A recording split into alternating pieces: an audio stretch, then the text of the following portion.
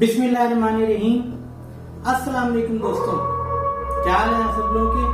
उम्मीद करता हूँ आप लोग बिल्कुल खैरियत से होंगे और आप सब दोस्तों की दुआओं से अल्हम्दुलिल्लाह मैं भी बिल्कुल खैरियत से हूँ। आज का जो ये हमारी एपिसोड है ये हैलोवीन स्पेशल एपिसोड है और आज आप लोग जैसे कि देख रहे हैं इस वक्त कि आज आप दोस्तों के सामने मैं अकेला नहीं आया।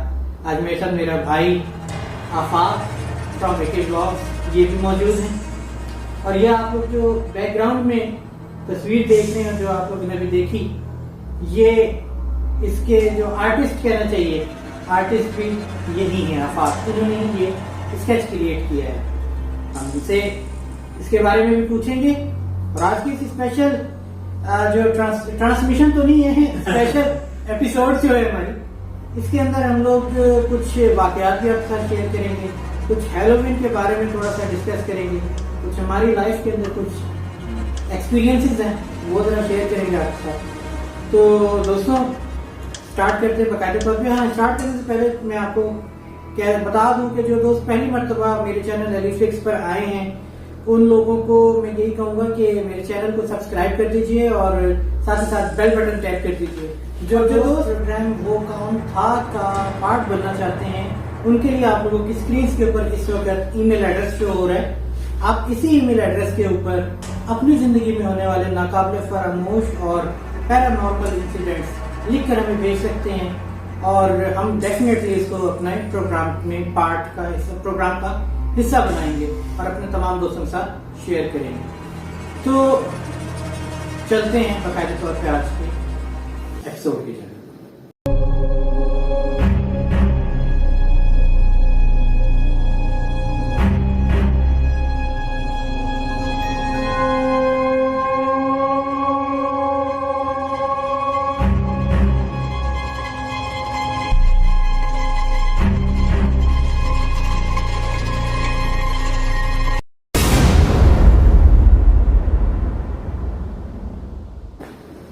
जी अफाक, तो सबसे पहले तो मुझे ये बताइएगा कि ये जो एक बहुत ही कोई खौफनाक किस्म का स्केच है, ये जो आपने बनाया है, ये मतलब आपके जहन में क्या आया? ये कोई चीज आपने देखी या क्या क्या ऐसा है कि ये आपने बनाया? क्योंकि ये हमारे दोस्त देख रहे होंगे कि ये काफी ज्यादा एक अजीब ही कोई चीज है, बहुत ही खौफनाक किस्म की है। ये कोई थोड़ा सा बताना चाहेंगे हमारे दोस्तों? सबसे पहले तो मेरी तरफ से अस्सलाम वालेकुम सब देखने वालों को। और स्केच ये मैंने ऐसे बनाया कि मैं एक जगह से कोर्स कर रहा था अपना एनिमेशन का, तो वहाँ स्केचिंग की क्लासेस भी हुआ करती थी। तो ऐसा हमारी क्लासेस स्टार्ट हुई नहीं थी, बट ये है कि मुझे पता था कि होने वाली है, तो मुझे वैसे ही शौक हुआ। अच्छा, तो मुझे वैसे ही शौक हुआ कि मैं कुछ स्केच करूँ, यानी मुझे शौक था बचपन से ड्राइंग वगैरह कुछ का। तो मैंने कुछ स्केचेस बनाना स्टार्ट किए, 2-3 बनाए। उसके बाद जब ये मैंने बनाया, मतलब थोड़ा सा आइडिया लिया मैंने इंटरनेट से कि कुछ किस तरह होना चाहिए। उसके बाद मैं बस यूँ बनाता गया और इसमें क्या कहना चाहिए, बस वो हॉरर से हॉरर बनता गया और फाइनल प्रोडक्ट। मतलब आपके जहन में कोई ऐसी चीज नहीं थी जो ये बनकर सामने आई? नहीं, मेरे जहन में ऐसा कुछ था नहीं कि मैंने ऐसा ही बनाना है। तो मैं बस बनाता गया, आइस बनाई मैंने उसकी और फिर इस तरह से स्टार्ट किया और ये बस बनाया इसके। दोस्तों आप लोग जरूर कमेंट्स में बताइएगा कि आप लोगों को ये तस्वीर देखकर क्या फील आ रही है। क्योंकि मैं अपना पॉइंट ऑफ व्यू दूं तो मुझे लग रहा है कि it's a picture of the devil और बाकी अल्लाह ताला बेहतर जानता है कि डेविल असल में कैसा दिखता है, हमें नहीं देखना उसको। और ये है कि बहुत एक मैं तो कहता हूँ कि हम सब दोस्तों को अप्रिशिएट करना चाहिए इनके टैलेंट को, क्योंकि ये माशाल्लाह खुद इनके अंदर एक बहुत अच्छा टैलेंट नजर आया। तो दोस्तों कमेंट्स में प्लीज आप लोग इस चीज को बताइएगा कि आप लोगों को ये कैसा लगा और आप लोग के बारे में क्या कहना चाहते हैं। अच्छा, चलते हैं आज के पहले वाकये की जानिब जो हमारी जिंदगी के अंदर थोड़ा सा हम दोनों के साथ ही पेश आया। वो कुछ हुआ है दोस्तों इस तरीके से था कि हम लोग शावर गए हुए थे और ये वाकया आज का जो है हमारी लाइफ का, ये पेशावर सिटी से रिलेटेड है। वहां पर हम लोग एक घर में स्टे किया हमने एक जरूरी काम से हम सारी फैमिली ही वहां पर गई। तो वहां पे हमारे एक बहुत अच्छे जानने वाले हैं, उन्होंने हमें अपना एक घर था जो कि वहां पर खाली पड़ा रहता था। तो नॉर्मली वो लोग भी जब कभी जाया करते थे तो वो घर ओपन हुआ करता था। उस घर की उन्होंने हमें चाबी वगैरह दे दी कि भाई आप लोग पेशावर अगर जा रहे हैं तो आप लोग वहां स्टे कर लीजिए। तो हम लोग चले गए वहां पे। और वहां पर जाके मुझे कुछ इंसिडेंट सुने, कुछ एक्सपीरियंसेस मेरी लाइफ के हैं, कुछ एक्सपीरियंसेस मेरे भाई की लाइफ के। पहले मैं आप लोग अपना बताता हूँ। हमने जब वो घर खोला दोस्तों, वो घर काफी अरसे से बंद पड़ा था और काफी अरसे बंद पड़े रहने की वजह से उस घर के अंदर जाले और मिट्टी वगैरह काफी ज्यादा गंदगी की फीलिंग थी। है हम लोग वहां पे गए, वहां पर जाके वो घर कुछ इस तरीके से था कि मेरे ख्याल में 2 या 3 मंजिला घर था वो, कुछ इस तरीके से था। और उन लोगों ने बीच में सेहन साथ छोड़ा हुआ था जिसके ऊपर उन्होंने जंगला लगाया हुआ था रोशनी और हवा वगैरह के लिए। तो उसके नीचे ही एक कुर्सी मैंने रखी और कुर्सी रख के मैं बैठा हूँ। मैं कुर्सी के ऊपर बैठता गया हूँ तो मुझे फील क्या है दोस्तों, मुझे ऐसा लगा कि कोई चीज है, कोई बोझ है, कोई वजन है जो मेरे सर के ऊपर बैठा है आके, और सर के ऊपर खाली बैठ नहीं गया, सर से होता वो मेरे अंदर उतर रहा है। वो चीज मेरे अंदर उतर रही है और वो यूं होते होते मेरे कंधे बोझल हुए और उसके बाद मेरी तबीयत बड़ी अजीब बोझल सी हो गई। मुझे अजीब अजीब सी फीलिंग आने लगी। मैं परेशान हो गया। मेरी लाइफ में ये पहली मरतबा एक्सपीरियंस हुआ था, क्योंकि उससे पहले मैंने आप दोस्तों के साथ शेयर किया है सबसे पहले अपना कि जी मुझे कभी हवा गुजरते हुए फील हुई, कभी कुछ इस टाइप की तो थे। ये मेरे साथ पहला एक्सपीरियंस था। मैं घबरा के ना, एक नेचुरल होता है, मैंने अपने सर को झाड़ा। मैंने कहा यार ये क्या हो रहा है, यूं यूं झाड़ा सारा कुछ, लेकिन वो बोझ जो था वो बोझ मेरे ऊपर से हटा नहीं। मैं जल्दी से मैंने पहले ऊपर देखा, मैंने कहा ये क्या चीज है, मुझे कुछ भी नहीं समझ आई। उसके बाद मेरी तबीयत काफी अजीब सी हो गई थी, मेरे सर में दर्द शुरू हो गई, वो बड़ा शरीर। मैंने आप लोगों को कुछ नहीं बताया था, दोस्तों मैंने अपनी फैमिली को कुछ नहीं बताया था, क्योंकि मैं खुद ही नहीं समझ पा रहा था कि मेरे साथ हो क्या रहा है। मैं उसके बाद हम लोग थोड़ी देर के बाद उस घर से बाहर निकले किसी काम से, और मजे की बात दोस्तों आप लोगों को मैं बताऊं कि मैं उस घर से बाहर निकलता गया हूँ, मेरे सर का दर्द हल्का होना शुरू हो गया। एक चीज, मेरे कंधों पे जो बोझ था, जो मैं जकड़ा हुआ सा था, वो मेरे ऊपर से खत्म हो रहा था। मैं तब समझा दोस्तों कि ये जो हम पैरानॉर्मल इन्वेस्टिगेशन के प्रोग्राम्स अक्सर देखते हैं टेलीविजन के ऊपर या इंटरनेट के यूट्यूब चैनल्स पे, वो अक्सर कहते हैं कि जी हमें ना यहाँ पर आने के बाद किसी जगह पर वो जाते हैं, वो कहते हैं जी हमारा सर जकड़ गया, हमारे कंधे भारी हो गए। तो हम सोचा करते थे कि यार ये ऐसे कैसे हो सकता है। मैं अक्सर सोचा करता था, लेकिन अब मैं सोचता हूँ कि अच्छा ये फील होती है, क्योंकि अच्छा उस वक्त तक हमें ये नहीं पता था कि उस घर के अंदर कोई प्रॉब्लम चल रही है। मैंने उसको अपना वहम समझ के उसको इग्नोर कर दिया, इनके साथ भी शेयर नहीं किया। उसके बाद मेरे भाई के साथ भी कुछ इंसिडेंट हुआ उस घर के अंदर रहते हुए। वो क्या हुआ वो आपको बताएंगे। चाय भी कंटिन्यू साथ में करते हैं। अच्छा हुआ यूं कि सबसे पहले तो जब एंटर होते हैं उसके साथ ही हमें पता लग जाता है कि कुछ फीलिंग आ जाती है, देयर इज समथिंग लाइक आप देख नहीं सकते लेकिन आपको कोई देख रहा है। थोड़ा ताकि हमारे दोस्त क्लियर सुन सकें। हाँ, मतलब जब आप एंटर होते हैं तो वो लगता है कि बस कोई आपको देख रहा है लेकिन आप उसे नहीं देख सकते, इस तरह की फीलिंग आना स्टार्ट हो जाती है। तो जब हम उस घर में एंटर हुए तो इस तरह की फीलिंग्स आई। उसके बाद जैसा अली भाई ने बताया कि इस तरह का इंसिडेंट हुआ, फिर उसमें एक रूम था, उसमें जो है ना मतलब पूरा घर बंद था, तो उस रूम में ऐसी मट्टी की जो स्मेल होती है ना बिल्कुल बसी हुई, यानी लगता है कभी सफाई ना हुई हो कारपेट में से। वहां जैसे बैठते हैं अजीब सी, कमरे में चीजें हैं लेकिन ऐसा लगता है खाली खाली सा कुछ फीलिंग्स वो खाला इस तरह की फीलिंग्स आ रही होती हैं। और थोड़ी देर बैठने के बाद आपको लगता है बस आपको उतना यहाँ से उठ के बाहर चलना चाहिए, फिर आप बेशक वापस आके बैठना है। तो उस कमरे में ना सोया भी नहीं जाता था, यानी मतलब रात में अगर आप सोए तो लगता था कि कोई देख रहा है, ऐसी चीज तो बस हर जगह थी। मेरा ये था कि मैं फिर ऊपर एक रूम था तो मैं वहां अकेले जाके और रात में सोया हूँ। तो 2 से 3 दिन तक इतने भी दिन हम लोग रहे हैं, तो अक्सर बीच में रात में भी आंख खुल जाया करती थी और ऐसा फील आता एकदम से करके आंख खुलती थी और ऐसा लगता था कि जैसे कोई देख रहा है खड़ा हुआ। वाह। लेकिन जब कोई आँख खोलो तो फिर कोई अजीब सी एक वो पीछे खिड़की थी बाहर, तो उधर से ऐसा लगता था कि कोई अभी पर्दा हटाएगा या खिड़की खुल जाएगी, इस तरह की फीलिंग आया करती थी। तो मतलब बड़ा डर लगता था। बट ये है कि मुझे अच्छा मैं कंट्रोल कर लेता हूँ डर पे, इन चीजों पे, क्योंकि एक तो मुझे के शौक भी बहुत है भाई, ये अजीब सी चीजें मेरे अंदर, मेरे बचपन से मुझे एक शौक है कि मैं इन चीजों को डिस्कवर करूं या देखूं या जो भी है सामने क्या कहते हैं, मतलब एक शौक है मेरा। तो मतलब डर लगता है, लेकिन फिर भी मैं वो काम कर रहा होता हूँ जिस चीज से मुझे डर लगता है। तो इस तरह वहाँ एक नीचे कमरे में वाली फीलिंग आई मट्टी वाली, कि मट्टी की स्मेल हुआ करती थी, और ऊपर भी जो है कुछ इस तरह का ही सीन था, ऊपर जो है किसी के होने का एहसास हुआ कि कोई है आसपास, कोई अजीब सा, मतलब ना फील हुआ कि है लेकिन लगता था बस क्या है। एक और इसी तरह फिर हम छत पे जब जाया करते थे तो वहाँ पे कुछ परिंदे वगैरह मरे पड़े होते थे, कौवे मरे पड़े थे, कौवे मरे पड़े थे। अच्छा, हम लोग वहाँ पर चूंकि हमारे जहन में भी नहीं था कि यहाँ पर कोई मखलूक हो सकती है, उस वक्त, और उस वक्त हम लोग वहाँ पर बैठ के हंसी मजाक में एक दूसरे को, क्योंकि दोस्तों आप लोगों को भी पता होगा कि जब कजन्स वगैरह हम लोग सारे इधर एक जगह गैदर हो जाए ना, तो जरा हंसी मजाक वगैरह चल रहा होता है और कुछ एक दूसरे को डराने की कोशिशें भी होती हैं। तो हम लोग वहां पर बैठ के ऐसे एक दूसरे को डराने के लिए ऐसी जिन्नात की बातें किया करते थे, और हमें उसका आइडिया नहीं था कि हम किस जगह पर है और यहाँ पर क्या है।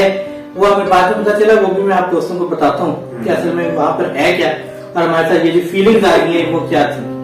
तो वो आखिर वो कौन था जो हम बातें करते थे आपस में कि हमें लगता था कि है जी, और वो कहीं अब। अच्छा, वहां पर रहते हुए हम लोगों ने आपस में ये बात कभी शेयर नहीं की। हम लोगों ने ये सब बातें बाद में एक दूसरे से शेयर की हैं कि हमारे साथ वहां पे ऐसी फीलिंग्स आई थी। अब सीन ये हुआ कि जैसे कि भाई ने बताया कि ऊपर कौवे वगैरह मरे हुए देखे थे, स्ट्रेंज थी चीज, क्योंकि एक कौवा हो समझ आती है, तो एक पर्टिकुलर छत के ऊपर एक एरिया था जहां पर उस अहाते के अंदर कौवे मरे पड़े होते हैं। हाँ, पर्टिकुलर उस अहाते के अंदर, मतलब अगर मरती है कोई चीज कुछ जो भी है, तो भाई छत पूरी है, कहीं पर भी हो सकती है, उससे कोने के अंदर क्यों होता था, ये चीज हमारी समझ में उस वक्त भी नहीं आई, और हम लोग उस वक्त भी उसको एज अ बस इग्नोर कर रहे थे। फिर दोस्तों मेरे साथ एक प्रॉब्लम थी। मेरी प्रॉब्लम ये है कि मैं पैरानॉर्मल इन्वेस्टिगेशन प्रोग्राम्स वगैरह जो कि काफी ज्यादा फॉलो करता हूँ, काफी ज्यादा एक दो के नाम भी ले देता हूँ, आपसे पहले भी लिया हुआ है, वो क्या है आता है एक्सप्रेस न्यूज के ऊपर, वो बड़ा अच्छा फॉलो करता हूँ। सज्जाद सलीम वगैरह बड़ा अच्छा प्रोग्राम है, आप लोग नहीं देखते तो वो देखिएगा, अच्छे हैं, पायनियर्स है पाकिस्तान में ये इन्वेस्टिगेशन प्रोग्राम स्टार्ट करने वाले। उसके अलावा वो क्या था आता है यूट्यूब के ऊपर, उनका भी बड़ा अच्छा चैनल है, ये लोग भी काफी अच्छे शेयरिंग वगैरह है ये सारे। तो ये देख देख के थोड़ा सा शौक था। अच्छा, अब हमारे पास EMF डिटेक्टर वगैरह टाइप की चीजें होती हैं। EMF डिटेक्टर क्या होती है? EMF डिटेक्टर ऐसी चीज होती है जिससे इलेक्ट्रोमैग्नेटिक वेव्स जो होती हैं वो आप डिटेक्ट कर लेते होते हैं। तो EMF डिटेक्टर तो हमारे पास नहीं है, वो तो इन लोगों को भी बड़ी मुश्किल से मिलता है, पाकिस्तान में नहीं मिलता, बेसिकली ये मंगवाना पड़ता है दूसरी कंट्रीज से। हमारे पास मोबाइल के अंदर एक एप्लीकेशन थी, उस एप्लीकेशन के अंदर भी EMF रीडिंग्स रिकॉर्ड कर दी जाती हैं। उसके लिए आपके मोबाइल में मैग्नेटोमीटर एक होता है सेंसर, वो होना जरूरी है, वरना वो ऐप नहीं काम करती। तो वो मेरे मोबाइल में था। मैंने ऐसी, क्योंकि मुझे एक दो दफा फील आई थी, मैंने ऐसी इसको क्या कहना चाहिए कि टेस्टिंग, जो कि दोस्तों नहीं करनी चाहिए, टेस्टिंग नहीं करनी चाहिए, मैंने गलती की थी, मैंने टेस्टिंग की। मैंने वो मोबाइल के अंदर वो ऐप अपनी ऑन किया और करके वहां पे रीडिंग चेक करने की कोशिश की। तो दोस्तों सीढ़ियों के पास यहाँ पे बिजली का कोई नामो निशान नहीं था, और ये शायद बात आपको भी मैं बता रहा हूँ। सीढ़ियों के पास जहाँ से वहां पर मुझे रीडिंग बाकायदा तौर पे हाई रीडिंग आई थी, और मैं उसको शुगर में ही ले गया था। मैंने कहा कि यार हो सकता है अभी मुझे फील आ रही सही। लेकिन अब दोस्तों आते हैं क्लाइमेक्स के ऊपर। क्लाइमेक्स कुछ ऐसा है तो दोस्तों, जैसे कि मैंने आप लोगों को पहले भी अपने मुख्तलिफ एपिसोड्स में ये बताया है कि दो डायमेंशन है, दो पैरेलल वर्ल्ड्स हैं इस दुनिया में, एक हमारी इंसानों की और एक है जिन्नात की। तो जैसे कि अभी भी हमें नहीं पता कि हम जहाँ बैठे हुए हैं, आप जहाँ बैठे हुए हैं, आपके अलावा वहां पे और कौन कौन सी मखलूक मौजूद है।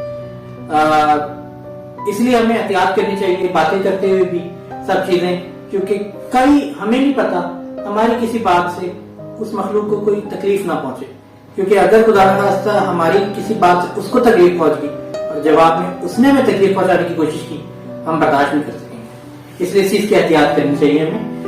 हुआ कुछ यूं कि हमें बाद में पता चला, ये अभी रिसेंट ही ये हमारे पर डिस्क्लोज हुआ है कि वो जो भाई साहब थे जिस फैमिली ने हमें वो घर दिया था कुछ अर्से के लिए हमें रहने के लिए, उनके साथ डिस्कशंस वगैरह कुछ चल रही थी, तो उन्होंने ये बताया कि वो जो घर बना है वो घर बेसिकली कब्रिस्तान के ऊपर बना, और उस घर के जिन्होंने वो घर बनाया था उन्होंने बड़े शौक से वो घर बनाया था, वो नजर आ रहा था, क्योंकि हमने भी जब वो घर देखा उसमें काफी आला काम हुआ और काफी माशाल्लाह बड़ा अच्छा घर बनाया।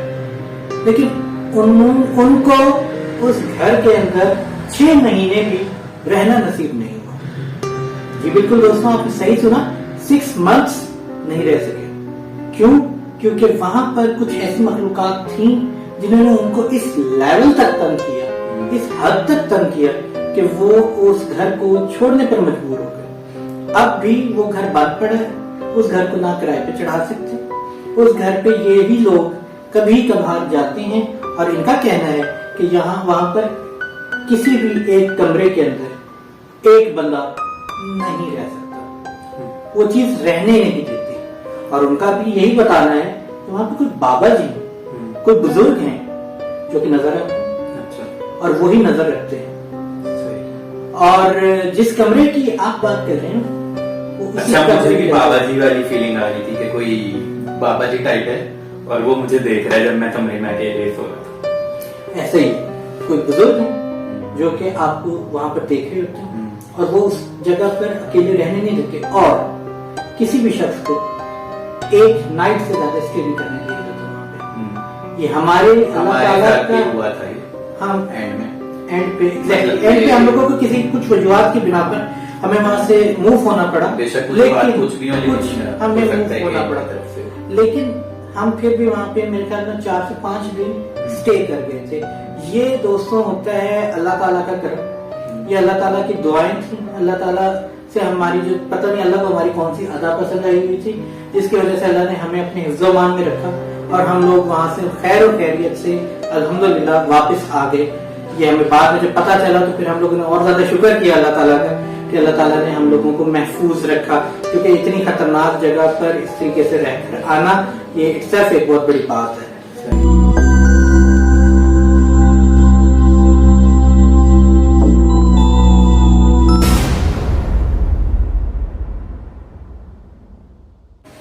अब हैलोवीन के बारे में थोड़ा सा जिक्र करते थे, क्योंकि आज के हैलोवीन स्पेशल।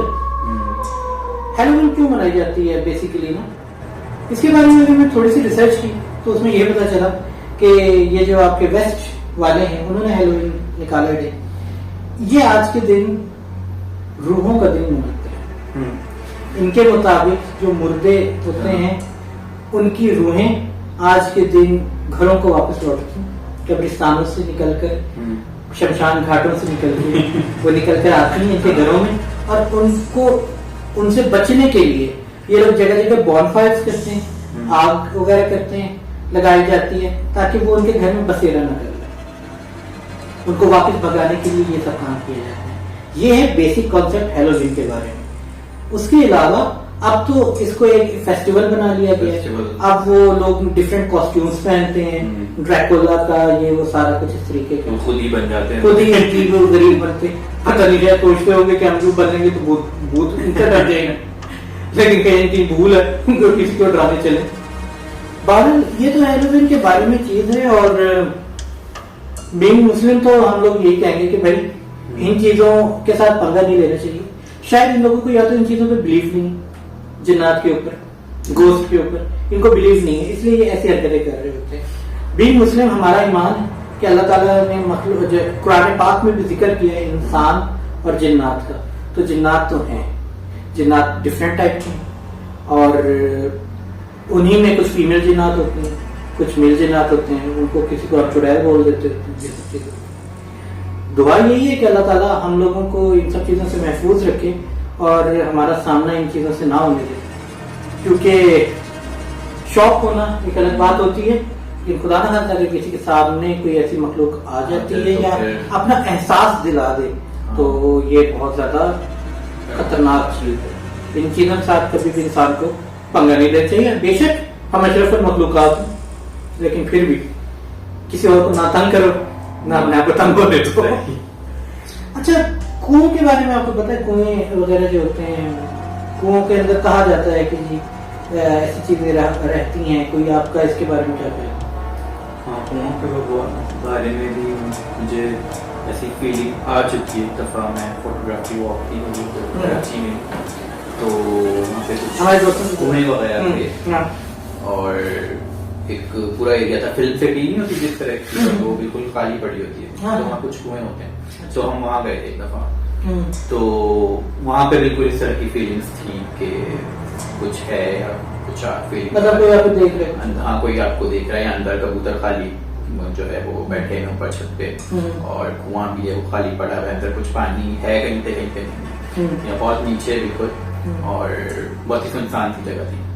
तो उसको देख के लगता है कि इनमें होता होगा।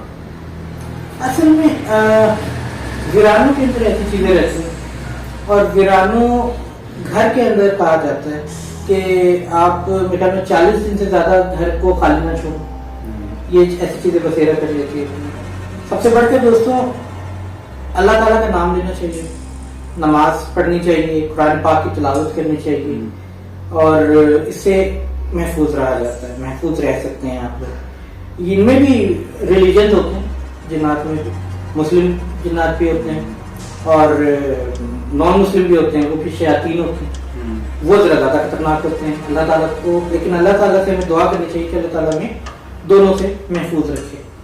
और इसमें मुझे एक वाकया याद आया, कुछ आपकी मदद भी करते हैं। अब ये जो वाकया दोस्तों मैं आपको सुनाने जा रहा हूँ अपनी लाइफ का, ये इसके बाद आप लोग बताइएगा कि आखिर वो कौन था जिसका एक्सपीरियंस हुआ। तो मेरी शादी का वक्त था, तो बारात जा रही थी, तो बारात हमारी कुछ इस तरीके से गई थी कि यहाँ से 2 गाड़ियां गई थी, पेशावर से और पिंडी से, और हम लोग बारात बेसिकली कराची लेके जा रहे थे। तो हमारा कुछ प्लान ऐसा था कि यहाँ से हम लोग मुल्तान तक गए थे, और मुल्तान से आगे बाकी सब रिलेटिव्स वगैरह बारात मुकम्मल होके फिर आगे की तरफ रवाना हुई थी। तो ये वाकया मेरे साथ कुछ ऐसा हुआ कि हम लोग जो थे यहाँ से जब रवाना हुए तो रात का टाइम था, शाम को हम पिंडी से निकले, और हम लोगों का स्टे हमने मुल्तान में करना था। पहले हम लोग रात को कोई 12 बजे के करीब, उस वक्त मोटरवे 3 नहीं बना था, यानी कि M3 जिसको कहते हैं फैसलाबाद तक का, और रूट यूज होता था पिंडी पट्टियां के जरिए। पिंडी पट्टियां वाला जो रूट था वो वैसे भी काफी ज्यादा मशहूर था डाकुओं के हिसाब से, कि यहाँ पे डाकू शाकू बहुत होते हैं। अब हुआ ये कि हमारे पास 2 ऑप्शंस, या तो हम लोग पिंडी पट्टिया के जरिए जाते या फिर हम लोग लाहौर के जरिए जाते। लाहौर वाला रास्ता काफी लंबा था, तो हम लोगों ने ये सोचा कि हम लोग पिंडी पट्टिया वाले की रूट यूज करते हैं। अब रात के 12 बजे हम लोग पिंडी पट्टिया तक क्रॉस करने की सोची हमने। उस वक्त कोई भी वहां पे नहीं जाता, इसलिए क्योंकि वहां पर जाने का वो टाइम नहीं है। हमने दुआएं पढ़ के हम, मेरे और मेरे कजन जो थे उनके साथ हमने ये डिसाइड किया कि दोनों बम्पर टू बम्पर गाड़ियां चलाएंगे और क्रॉस करेंगे यहाँ से, रुकना नहीं है, स्पीड 100 की रखनी है और बम्पर टू बम्पर गाड़ी लेके जाएंगे, गैप ना कीजिए। उसमें हुआ ये कि मेरी गाड़ी के अंदर मेरा एक भांजा था, वो सो रहा था। उस वक्त मेरे ख्याल में उसकी एज होगी 5 साल होगी या शायद 4 साल होगी, कुछ इस तरीके से होगी, मुझे याद ही काफी छोटा सा था, मासूम सा था। तो वो सोया हुआ था गाड़ी की पिछली सीट पे।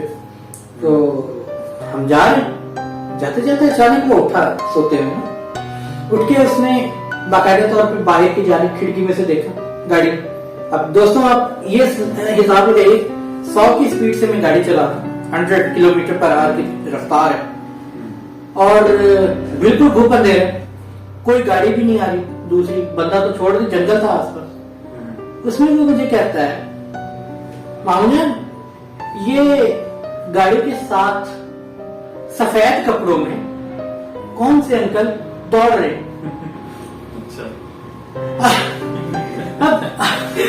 अब सोचो, उसने ये बात की, मैं एक सेकंड के लिए हैरान रही। मैं क्या बोल रहे हैं? मैंने कहा क्या कह रहे हो बेटा, सो रहे हो क्या, नींद में हो? कहते नहीं ये। मैं कहा कौन अंकल?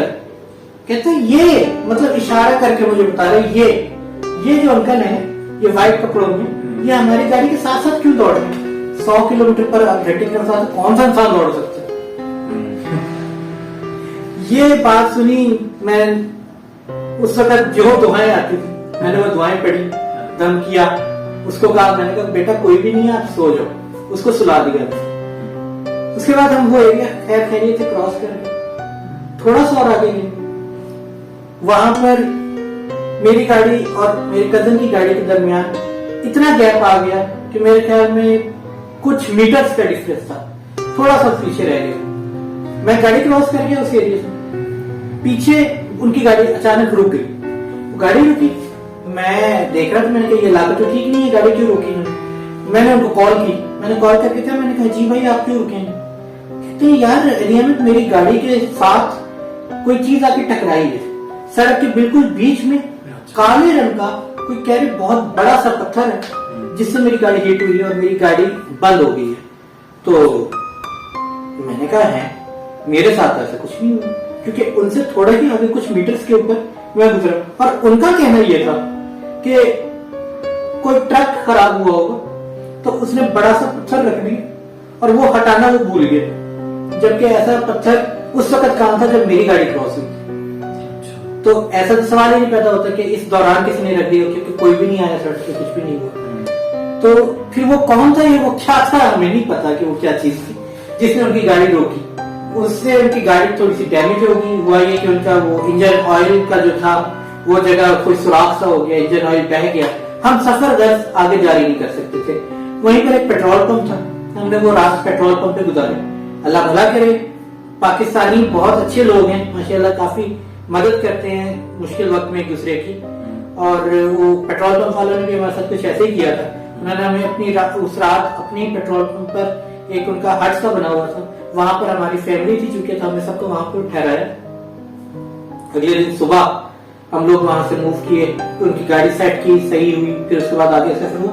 लेकिन पेट्रोल पंप वालों ने हमें ये कहा कि इस वक्त आगे जाने में वैसे भी ठीक नहीं है।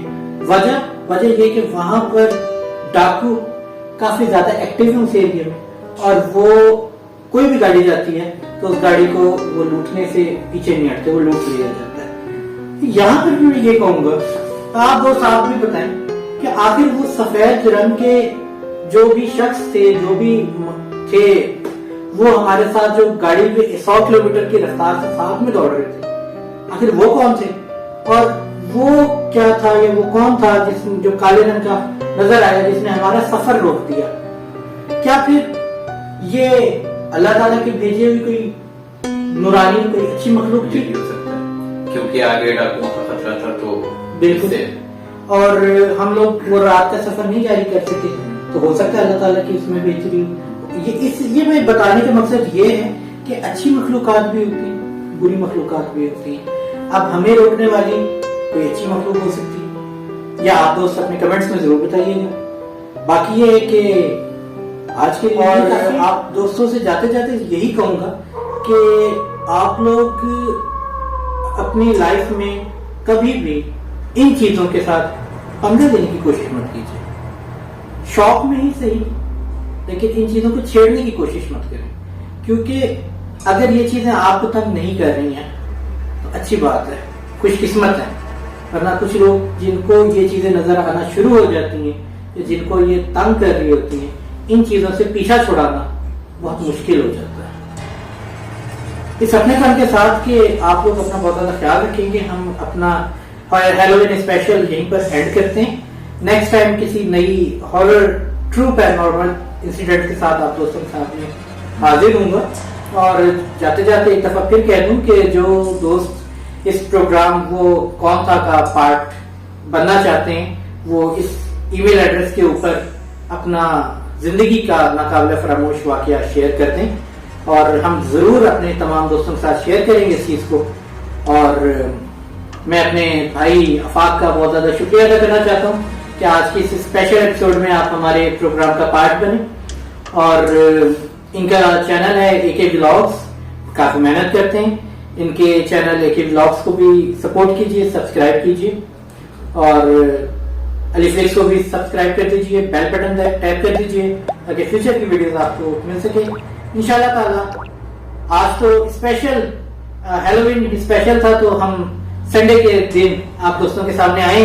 अदरवाइज सेम टाइम वेडनेसडे हमारा जो प्रोग्राम का वक्त है 8 बजे रात, इंशाल्लाह नेक्स्ट एपिसोड के साथ हाजिर होगा। तब तक के लिए अल्लाह हाफिज।